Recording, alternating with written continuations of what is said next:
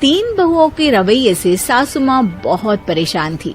दरअसल बात ये थी कि तीनों बहुओं में किसी बात को लेकर अनबन हो गई थी। तब से ही तीनों एक दूसरे से मुंह फुलाए रहती थी। ना कोई सीधे मुंह किसी से बात करती, ना किसी का कहना मानती।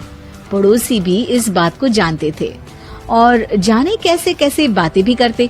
इसीलिए सासू माँ ने तीनों बहुओं को तुरंत अपने कमरे में बुलाया। मैं कई दिनों से देख रही हूँ, तुम तीनों अलग अलग सारे काम कर रही हो। ये सब नहीं चलेगा, तीनों को मिलकर ही काम करना पड़ेगा। सास की बात सुनकर एकदम से बड़ी बहू बोल उठती है। नहीं मम्मी जी, मैं इन दोनों के साथ कुछ नहीं कर सकती। मैं इस घर की बड़ी बहू हूँ, फिर भी ये मेरा कहना बिल्कुल भी नहीं मानती। अरे जेठानी जी, जानबूझकर मुझे डबल काम करवाती है आप। और छोटी मुझसे टेढ़े मुंह ही बात करती है। इन दोनों के बीच हमेशा सैंडविच बन जाती है मेरी, और मैं हमेशा आलू की तरह बीच में मसली जाती हूँ। मम्मी जी, इन दोनों को लगता है कि मैं छोटी हूँ तो इनके पैरों तले दब जाऊंगी, लेकिन नहीं, मेरा भी उतना ही अधिकार है जितना इन दोनों का है। बड़ी आई दोनों मेरी चुगली करने के लिए, मुझे क्या कम समझ रखा है। तीनों बहू एक दूसरे से बहस करने लगती है और सास दोबारा ये देखकर टेंशन में आ जाती है और सबसे कहती है, चुप हो जाओ, अब से तुम तीनों सारे काम एक साथ करोगी। आंख बंद करके एक दूसरे की बात सुनोगी। तुम तीनों इस बात को गांठ बांध लो, वरना अगली छुट्टियों में तुम्हारा अपना मायके जाना कैंसिल। सास की बातें सुनकर डर के मारे तीनों हामी भर देती हैं। जी मम्मी जी, मैं समझ गई। हाँ मम्मी जी, जैसा आप कहें। आप जो कहेंगे मैं वही करूँगी।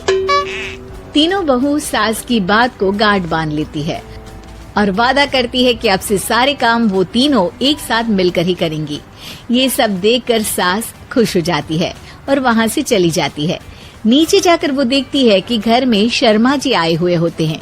सास जोर से आवाज लगाकर कहती है, अरे बहू, जरा चाय बनाकर तो लाना, शर्मा जी आए हैं।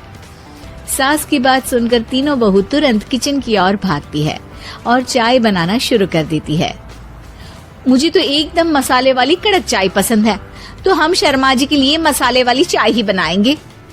अरे नहीं दीदी, गर्मी के मौसम में मसाला चाय कौन पीता है?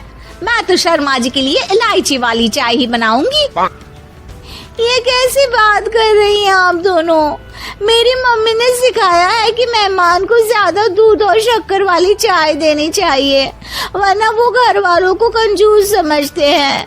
तो मैं तो शर्मा जी को ऐसी ही चाय दूंगी। तीनों बहुएं अपने अपने तरीके से चाय में शक्कर, मसाला, पत्ती सब डाल देती है। उबलने के बाद तीनों मिलकर चाय बाहर लेकर जाती है और शर्मा जी और सासू माँ को देती हैं। चाय पीने के बाद शर्मा जी सासू माँ को देखकर शर्मा जाते हैं और शर्मिंदा महसूस करते हैं कि आखिर उन्होंने चाय पीने के लिए हामी क्यों भरी। सासू माँ भी चाय पीना शुरू करती है और कहती हैं, अरे बहू, ये कैसी चाय बनाई है? चाय है या मीठे दूध की बासुंदी? हाँ, चाय अच्छी नहीं लगी क्या? कोई बात नहीं, हम पराठा बनाकर लाते हैं। चलो चलो अंदर। हाँ हाँ चलो, हाँ आती हूँ मैं भी। नहीं नहीं, मेरा पेट चाय ने ही चौपट कर दिया, वही काफी है। पराठे से पोपट नहीं करवाना, मैं तो चलता हूँ। शर्मा जी चुपचाप पतली गली से निकल जाते हैं। अगले दिन सास बहुओं से कहती है, अरे बहू, जाओ जाके ऊपर के गेस्ट हाउस की सफाई कर दो। कल हमारे यहाँ मेरे दूर के रिश्तेदार आने वाले हैं, तो पूरे कमरे को चमका देना, समझी? तीनों बहू सास की बात को मानकर ऊपर सफाई करने चली जाती हैं और तीनों कमरे की सफाई चालू कर देती है। बड़ी बहू मकड़ी के जाले साफ करती है, तो बीच वाली झाड़ू लगाना और छोटी वाली सर्फ डालकर जमीन धोना शुरू कर देती है। अरे दीदी, जेठानी जी, अभी मैंने पूरी फर्श धोई और आप फिर से धूल नीचे गिरा रही हैं। और मछली जेठानी जी, आप बिना झाड़ू की धूल यहाँ छटक रही हैं। अरे तीनों को साफ करना है, एक साथ सफाई करते हैं ना।